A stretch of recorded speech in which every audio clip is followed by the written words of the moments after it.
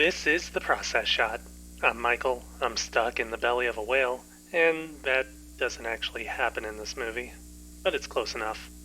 The Sea Beast is a new animated fantasy adventure film from director Chris Williams, set in a world where the oceans are populated by large sea monsters.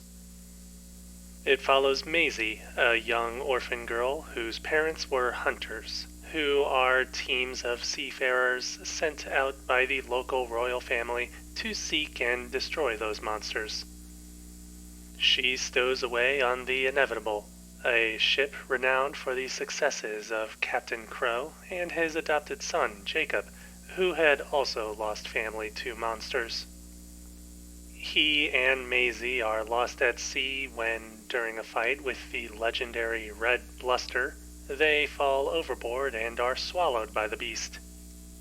However, they are kept alive by the monster, taken to an island populated by other beasts, leading Maisie to question if the monsters are truly as fearsome as her books have claimed, and if there might be some other reason why the hunts have existed and persisted over the years.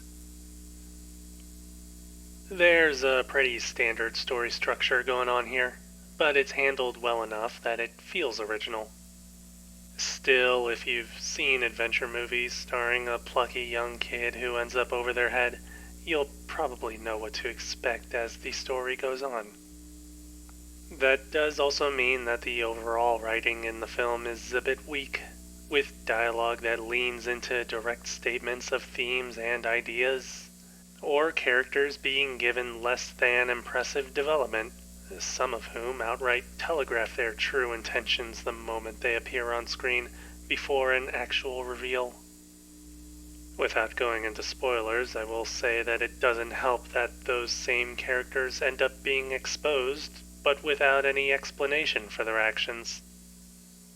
The reverse of this happens as well, most explicitly in a mystical/technological part of the film's world, which is given importance, but is hardly touched upon at all.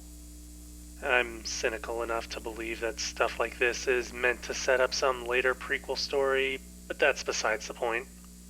The movie ultimately suffers a bit because of these details, spreading everything thin either for the sake of filling up as much as it can fit within 2 hours, or just to get all of its ideas out there to be expanded upon in the future, if at all. It's as if they had brainstorming sessions and everybody involved got to include their 2 favorite ideas into the final script. Anyways, the technical side of The Sea Beast is also as mixed as its story and writing, but does have more hits than it has misses. For the most part, it does have a fantastic look to its world, with an excellent art and color design that is able to explicitly differentiate the numerous portions of the world, land and sea, and most of all, an especially impressive view of ocean life under the surface. It's a great cross between realism and stylization that is blended almost perfectly, with stylization given greater emphasis above ground and within the individual location designs.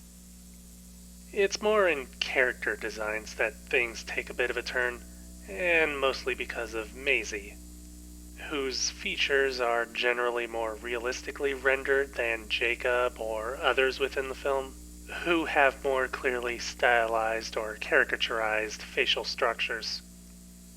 It's a bit of a nitpick, but it was still a bit distracting for me. Additionally, while there's not much to say about it, the film's musical score does round everything out into a nice package. Overall, I'd say that the movie looks and feels very well made and with a great amount of heart. And really, it isn't a bad story at all, but it's the little things adding up over time that raise more questions than it answers.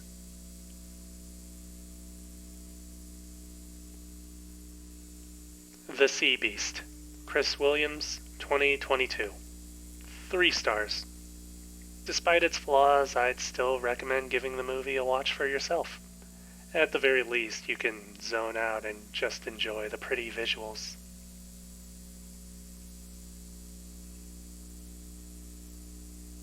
that's it for this review. If you liked it, leave a like. If you have something to add, leave a comment. Subscribe to the channel for more reviews. It's still been too long since I last saw the ocean. If I'm gonna have to make do with movies like this, then that's really, really depressing.